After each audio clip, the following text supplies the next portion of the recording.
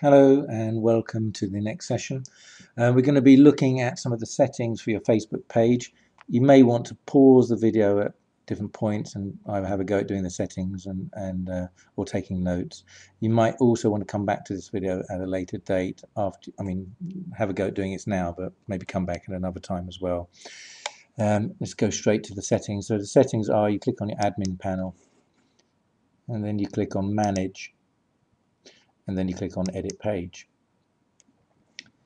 Go from the top. So the first one is quite simple. The bottom tick here relates to whether or not you want to get email notifications. I'd leave that ticked on so you can keep an eye on what's going on, but if you start getting too much stuff, then tick it off. Posting preferences, you can, most of the time you're probably going to want to post to your page as your page.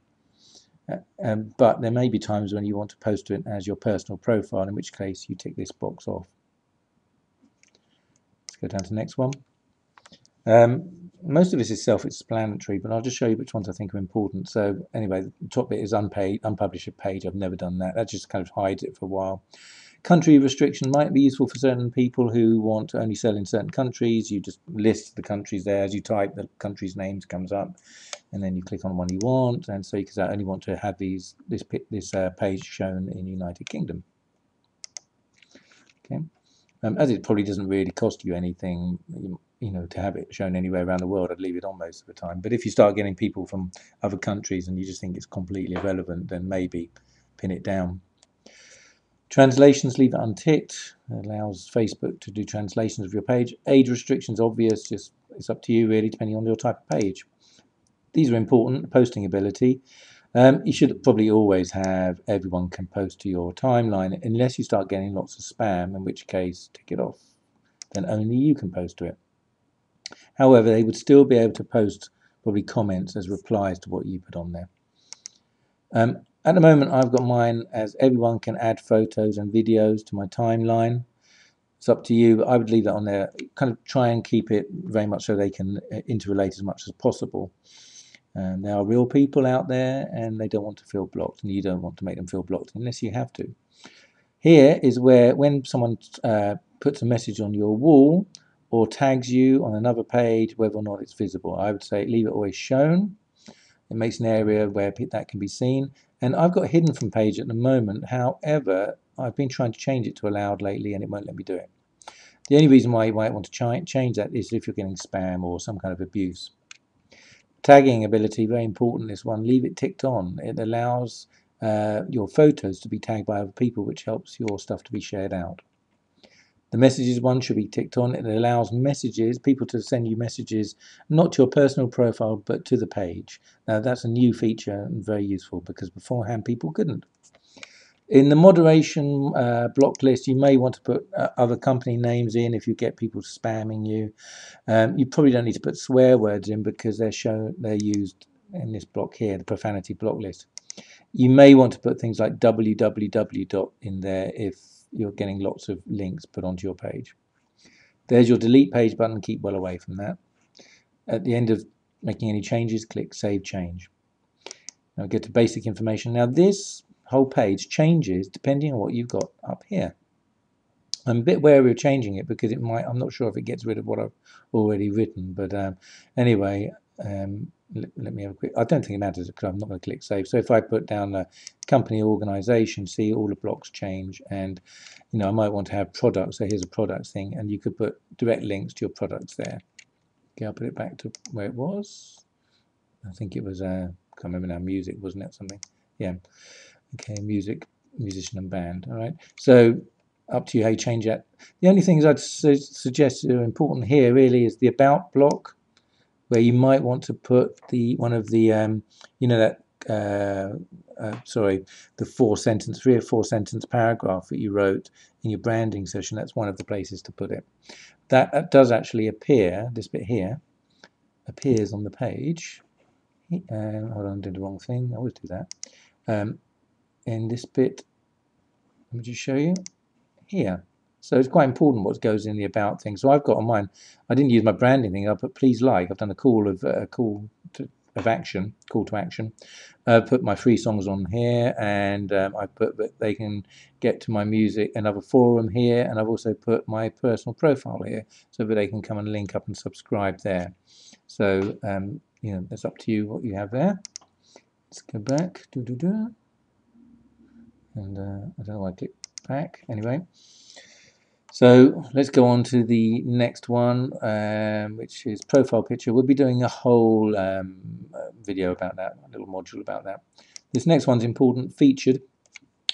You're able to go around Facebook as your page. So you click on this little thing at the top, and then you click on what you want to, which page you want to be. I've got loads of them. So let's say I wanted to go around as Cardamom Tea, I could go to the Nescafe site and click like on it, and then my Cardamom Tea page would be shown on there as liking it, or liking one of their comments, for instance. Now, what's useful about this is you can go and create other pages like this one, like the one you're creating now, but they could be kind of sub pages of what you're doing. So it could be maybe just a page about one of your products or one of your pictures or one of your songs or a video. And you could go to that page and as this page and like it, and then it becomes one of your likes. Now I've got a whole list, thousands of places I've gone to on Facebook and click like on them, and what I can do then is come to this bit and tick a box next to it, and what happens is those likes, I've got 4 featured likes here, look, and they will all appear higher up on my list of likes. So when people come to look at my likes, they will see those. Now the advantage of doing that is on your other pages, you would come to this page and like it as the other page, make that a featured like. So people who go to your page about your painting would then maybe see that you liked your own main page and come and look at that as well. Pardon me. The next one, this is important, edit featured page owners. Do you want your profile, your personal profile, to be visible to people looking at this page? Now I've made my one visible so people can come to it. It's up to you. The main reason for doing it is that you want people to get to know you more. If they do come to your personal profile, they can subscribe to you if you make that feature possible, which we'll be looking at later, and they will only then see your kind of public updates. Let's go to another one. We're going to drop down to here and go to manage admins. Now the reason I'm showing you this is I've got 3 admins, but they're all me. So I've made up 2 other profiles and made them admins. Now that's because if for any reason my main profile gets hacked or Facebook closed my main profile down, I've still got a way of getting to my page. So I'd seriously suggest you make up another profile, another personal profile, and you don't have to do anything on it or make friends with anybody on that, but you will come to your main page and like it from that profile, and then you'll make that person an admin. So to make someone an admin, you can actually just type in their name here. So I could put in Mark, and someone called, like, I could go to one of these Marks and then make them one of the admins. Okay, so you type the name in and click save. So that's what you would do. Once your page is like this page, you would come and type the name in of that page. I mean of that profile. So it's not your page; it's a personal profile, a secondary personal profile, and you'll make it an admin. Sorry to waffle on then. Right, these other ones we're going to go through very quickly. Apps we're going to be looking at a further date. Music probably won't be looking at on this course, but we'll see. Mobile we will be coming back to look at later on. Help is obvious, it's where you go for help. Similarly, there is a resources tab here, which gives you loads of information and allows you to link your page to Twitter. In other words, if you put something on your page, it will be put on Twitter. I wouldn't have it the other way around because you don't want this page to get kind of submerged in like tweets, what you may end up doing. The last thing we're going to look at is insights. This is one of the main reasons why you would not use one of the main reasons why you wouldn't use a profile page as a business page. After you get past a certain amount of users, you get the statistical information. Now, if I click on likes here, it shows you that the percentage of people, their age groups and agenda. So you can see that around 70% are below 24. I'm not sure if I got my maths right then. You can also see the many countries that a link into you, and cities, the languages that are used, and this will help you think about what you're going to put on your wall.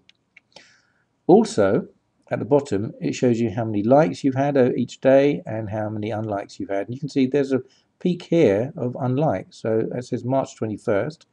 So what I'm going to do now is go to my page and look at what happened on March the 21st. Why did I get so many unlikes? And it's probably 2 days after my birthday. No. Anyway, here, if I come down to the 21st of March, you can see I put 2 posts on, one there and one there. They were both free songs. And it may have been too much for people just to get two of these things in one day. So what I've learned from that is only put one thing up. Don't kind of overload people. Now the other thing is sometimes people are going to unlike you for things that you think are really relevant. And if that happens, then just accept that those people weren't meant to be on your page and don't worry about it too much. It's better to have a few hundred people who really like your page than to have 1,000 people who don't care, don't want to hear from you. Okay, so that's pretty much everything I wanted to show you on this module. We'll be coming back looking at these pictures at the top here on the next module, I think. So hope you found that useful, and talk to you soon. Bye.